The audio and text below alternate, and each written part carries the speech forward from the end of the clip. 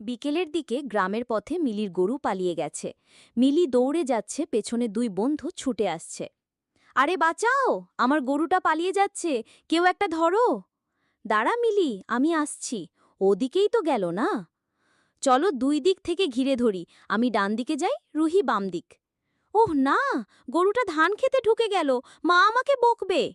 চিন্তা করিস না, আমি একটু আগে ধরেছিলাম, ও খুব ধীরেই দৌড়ায়। এখন আমরা তিনজন মিলে ধরতে পারবো।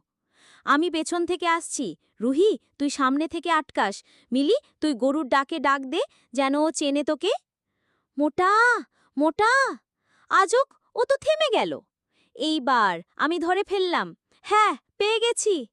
ইয়াহু, একেবারে টিম ওয়ার্ক। মিলি, এখন তোর গরু নিরাপদ। তোমাদের ধন্যবাদ রে, না থাকলে আজ বেহাল দশা হতো। বন্ধু আছে কেন, এমন দিনে পাশে দাঁড়াতেই তো। তবে এখন একটু খাওয়াও, অনেক দৌড়াদৌড়ি করলাম। সবাই হাসে, গরু নিয়ে মিলির বাড়ির দিকে হাঁটতে থাকে।